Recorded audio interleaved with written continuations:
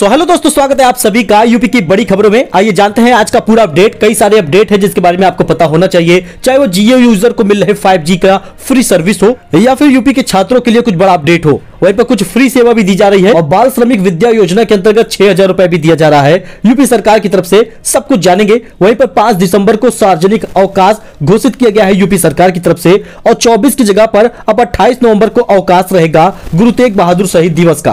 क्या पूरा कारण है, पूरा अपडेट बताएंगे। वहीं पर पहाड़ों पर बर्फबारी की वजह से यूपी में बढ़ गई है ठंड और कब कड़ाके की ठंड पड़ेगी, किस डेट से, ये भी जानेंगे। तो आइए, हर एक अपडेट बेहद खास है, हमारे साथ आप बने रहिए, जानेंगे पूरा अपडेट। तो चलिए शुरू करते हैं। तो चलिए पहले जान लेते हैं वेदर अपडेट के बारे में, क्योंकि पहाड़ों पर बर्फबारी जारी है और दिल्ली यूपी समेत उत्तर भारत में बढ़ गई है ठंड। जान लीजिए पूरे मौसम का अपडेट दोस्तों, क्योंकि देश में कई राज्यों में गिरते तापमान ने अपना असर दिखाना शुरू कर दिया है। पहाड़ों पर भी हो रही लगातार बर्फबारी से उत्तर भारत में मौसम में बदलाव देखने को मिल रहा है। दिल्ली में फिलहाल मौसम साफ रहेगा, लेकिन यूपी में आपको घना कोहरा देखने को मिल सकता है। आपको बता दें, दिल्ली और उत्तर प्रदेश के आसपास के इलाकों में पारा लुढ़कता जा रहा है। मौसम विभाग ने कुछ राज्यों में शीतलहर चलने का अलर्ट भी जारी किया है। तो यूपी के कुछ ऐसे जिले हैं जहां पर कड़ाके की ठंड पड़ सकती है, चाहे वो बनारस हो, प्रयागराज हो, कानपुर हो या फिर लखनऊ हो। ऐसे कई जिले हैं जहां पर अब कड़ाके की ठंड और कोहरा देखने को मिलेगा।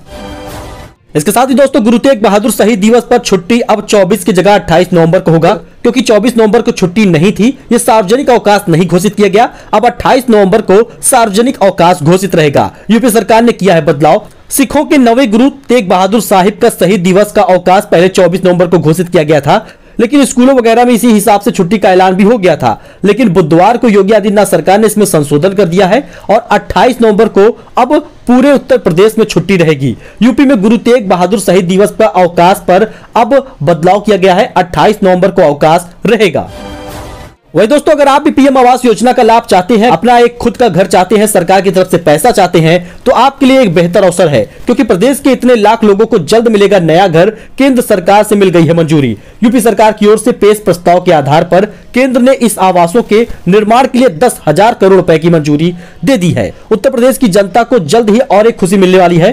घर का सपना उनका साकार हो जाएगा। जी आपको बता दें, प्रदेश सरकार ने मंगलवार को केंद्रीय ग्रामीण विकास मंत्रालय से मंजूरी मिलने के बाद तुरंत ही पीएम आवास योजना के तहत 8 लाख से ज्यादा घरों का निर्माण शुरू कर दिया है। निर्माण कार्य पूरा होने के बाद जल्द ही लोगों को इन्हें सौंपा जाएगा। मंजूरी के बाद पीएम को धन्यवाद भी दिया है सीएम योगी ने। इस फैसले के तत्काल बाद यूपी के मुख्यमंत्री योगी आदित्यनाथ ने अपने आधिकारिक ट्विटर हैंडल से प्रधानमंत्री नरेंद्र मोदी और केंद्रीय ग्रामीण विकास मंत्रालय का आभार जताते हुए ट्वीट किया है। आप यहां पे उनका ट्वीट देख सकते हैं। वहीं पर इंदौर की तर्ज पर स्वच्छ और व्यवस्थित होगा यूपी के शहर। जानिए योगी सरकार का क्या प्लान है। तो अगर आप यूपी के हैं तो जरा इस बात को ध्यान समझे, क्योंकि मुख्यमंत्री योगी आदित्यनाथ के निर्देश पर अधिकारियों की एक टीम ने इंदौर जाकर अपने सफाई मॉडल को देखने के बाद मुख्य सचिव दुर्गा शंकर मिश्र को रिपोर्ट सौंपी है। इसके आधार पर यूपी के शहरों को साफ सुथरा बनाने के लिए कूड़ा निस्तारण की व्यवस्था की जाएगी। इसका मकसद यूपी को स्वच्छता रैंकिंग में टॉप पर लाना है।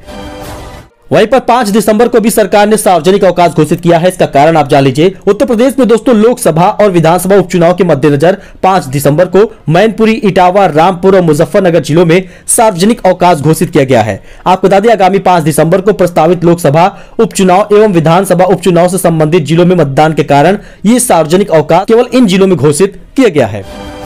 सो फाइनली, अगर आप भी चाहते हैं पढ़ाई के लिए 6,000 रुपए तो योगी सरकार दे रही है। कैसे इसका लाभ उठाना है, जरा आप इस बात को ध्यान समझ लें, क्योंकि उत्तर प्रदेश सरकार ने राज्य के उन बाल श्रमिकों के लिए योजना शुरू की है। इस योजना का उद्देश्य बाल श्रम करने वाले बच्चों को शिक्षित करना और आर्थिक रूप से मजबूत बनाना है। इस योजना के तहत लड़के को 1,000 रुपए जबकि लड़कियों को 1,200 रुपए मिलता है। आपको बता दें, यह आर्थिक मदद हर महीने मिलती है। इस योजना का उद्देश्य उन बच्चों को पढ़ाई की तरफ वापस लाना है जो अपने जिम्मेदारियों के चलते पढ़ाई लिखाई छोड़कर काम करने लगते हैं। तो आपको बता दें, 8 से 18 वर्ष की आयु के बच्चों को यह लाभ मिलेगा। स्कूल कॉलेज में उनका एडमिशन होना चाहिए। बाल श्रमिक विद्या योजना का लाभ उन्हें तभी मिलेगा। इसके अलावा ऐसे श्रमिकों के बच्चे जिनके माता पिता यूपी के निवासी हैं, उनके बच्चे 8वीं से लेकर 10वीं कक्षा तक ये लाभ ले सकेंगे। हर साल 6,000 रुपए आर्थिक सहायता दी जाती है। इसकी पात्रता आप जान लीजिए, 8 से 18 साल तक की उम्र के बच्चों को यह लाभ मिलेगा। जिन बच्चों के माता पिता दोनों या फिर एक की मृत्यु हो गई हो, इन दस्तावेजों की जरूरत पड़ेगी। आधार कार्ड, पहचान पत्र, निवास प्रमाण पत्र, मोबाइल नंबर, आवेदन करने की प्रक्रिया। तो ये कुछ अपडेट है, यानी कि आपको भी, अगर आप एक लड़के हैं तो 1,000 रुपए और लड़की है तो 1,200 रुपए मिलेगा। वही केशव प्रसाद मौर्य का भी एक बड़ा बयान सामने आया है। चाचा का सम्मान सिर्फ चुनाव तक ही सीमित ना रहे। डिप्टी सीएम केशव ने अखिलेश यादव पर कसा तंज।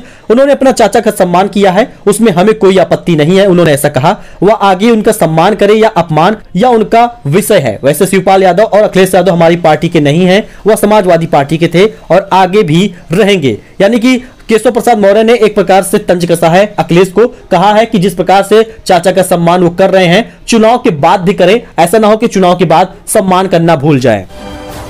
आईएएस की तैयारी करनी है तो मुफ्त कोचिंग के लिए आप 18 दिसंबर को टेस्ट होगा, इसका टेस्ट जरूर दीजिए। 30 नवंबर तक आवेदन कर सकते हैं आप। समाज कल्याण के निदेशक राकेश कुमार ने बताया कि इसमें ऐसे अभ्यर्थी जिनके परिवार की वार्षिक आय 6 लाख रुपए से कम है, वे आवेदन कर सकते हैं। तो मुख्यमंत्री अभ्युदय योजना में आप आवेदन कर पाएंगे 30 नवंबर तक। सिर्फ 5-6 दिन बचा है, जल्द करिए, जिससे कि आपको 18 दिसंबर को जो एग्जाम होगा, अगर आप उसमें सफल होते हैं तो आपको आईएएस पीसीएस की फ्री पढ़ाई करने का मौका मिलेगा। जी हां दोस्तों, 100 नंबर का एग्जाम पास करना होगा। इसके बाद काउंसलिंग के माध्यम से कोचिंग में प्रवेश दे दिया जाएगा। प्रयागराज, लखनऊ, हापुड़, वाराणसी, आगरा, गोरखपुर, अलीगढ़ में आवासीय मुफ्त कोचिंग और भोजन की व्यवस्था भी उपलब्ध होती है। 18 मंडल मुख्यालयों पर होगी परीक्षा।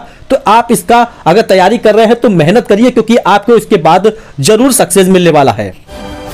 तो इसके साथ ही दोस्तों लखनऊ न्यूज में आप जान लीजिए, क्योंकि शादी बारात के लिए भी बुक हो सकेगी यूपी रोडवेज की इलेक्ट्रिसिटी बसें। लखनऊ के रहने वाले लोगों के लिए उनकी शादी को और ज्यादा खास बनाने की तैयारी कर रही है। जी हां, रोडवेज परिवहन विभाग ने ऐलान किया है। रोडवेज परिवहन विभाग ने ऐलान किया है कि कोई भी व्यक्ति अपनी शादी में राजधानी लखनऊ में चलने वाली ई बसों को बारातियों को ले जाने और बुक करने के लिए कर सकता है। यूपी ऐसा करने वाला पहला राज्य बना है जहां पर ऐसी व्यवस्था की गई है। इसके लिए परिवहन विभाग ने पूरी रूपरेखा भी तय कर ली है। वही दोस्तों, जियो यूजर अगर आप हैं तो फ्री में चलाइए 5G इंटरनेट और साथ में आपको मिलेगी 1 GB की हाई स्पीड पर सेकंड। ऐसे करिए इस्तेमाल। जी हां दोस्तों, रिलायंस जियो की तरफ से जियो ट्यून 5G नेटवर्क को भारत में रोल आउट किया जा चुका है। जिन शहरों में जियो 5G सर्विस उपलब्ध हो गई है, वहां के यूजर के लिए जियो वेलकम ऑफर प्लान पेश किया गया है। यह एक कॉम्प्लीमेंट्री फ्री इंटरनेट सर्विस है, जिसके तहत यूजर्स को मुफ्त में 5G सर्विस ऑफर की जा रही है। कंपनी का दावा है कि वेलकम ऑफर में 1 GB पर सेकंड का हाई स्पीड इंटरनेट मिलेगा, तो आप भी इसका लाभ ले सकते हैं। अगर आपके यहां आपके शहर में 5G सर्विस शुरू हो गई है तो आप भी फ्री में अभी 5G सर्विस का इस्तेमाल कर पाएंगे। तो इसके लिए सबसे पहले आपको माई जियो ऐप पे जाना होगा, वहां पर वेलकम ऑफर को चेक करना होगा। अगर आपके में वेलकम ऑफर दिख रहा है तो 5G सर्विस का लाभ ले पाएंगे। वही देवबंद के उलेमा बोले, ईसाइयों के तौर तरीकों को ना अपनाएं, कुरान, इस्लाम, शरीयत और हदीस में नहीं जन्मदिन मनाने का जिक्र। जी हां दोस्तों, सहारनपुर में देवबंद के उलेमा मुफ्ती असद कासमी ने मुसलमानों के जन्मदिन मनाने को गलत बताया है। उनका कहना है कि कुरान, इस्लाम, शरीयत और हदीस में जन्मदिन मनाने का कोई जिक्र नहीं है। जन्मदिन मनाना ईसाई धर्म के लोगों का तौर तरीका है, जिन्हें आजकल मुसलमान भी अपना रहे हैं, जो गलत है। जन्मदिन मनाने पर परहेज करे मुसलमान। देवबंद उलेमा मुफ्ती असद कासमी का कहना है कि मुसलमान भाई ईसाइयों के तौर तरीके ना अपनाएं। जन्मदिन मनाना खुराफत है। मैंने इस्लाम, शरीयत, कुरान और हदीस में के बारे में पढ़ा है, कहीं पर भी कुरान या हदीस में जन्मदिन मनाने के बारे में नहीं लिखा है, ना ही जन्मदिन मनाने का जिक्र है। ईसाई लोग जन्मदिन मनाते हैं जिनकी मुसलमान नकल कर रहे हैं। मुसलमानों को इससे बचना और परहेज करना चाहिए। वह यूपी बोर्ड के लिए भी एक बड़ा अपडेट सामने आ गया है, क्योंकि यूपी बोर्ड परीक्षा के लिए सैंपल पेपर जारी हो गया है। आप वेबसाइट पर जाकर डाउनलोड कर पाएंगे। उत्तर प्रदेश माध्यमिक शिक्षा परिषद के 10वीं 12वीं के लिए यूपी बोर्ड परीक्षा 2023 का सैंपल पेपर जारी कर दिया गया है। वहीं पर जल्द ही डेट शीट भी जारी किया जाएगा। मार्च में एग्जाम होना है। ऐसे में सुनने में यह आ रहा है कि मार्च के पहले सप्ताह से ही एग्जाम 10वीं और 12वीं का शुरू हो जाएगा। और आपको बता दें, सैंपल पेपर के लिए आप यूपीएमएसपी की वेबसाइट पर जा सकते हैं। वैसे कई जगहों पर आपको बताया गया है कि डाउनलोड कैसे करना है, तो जाकर यूट्यूब पर भी आप देख सकते हैं। सो दोस्तों, ये कुछ अपडेट था जो आपके साथ शेयर किया गया है। आई होप आपको ये पसंद आया होगा। ऐसी जानकारी, ऐसे अपडेट के लिए आप हमारे साथ जुड़े, चैनल को सब्सक्राइब करें। धन्यवाद।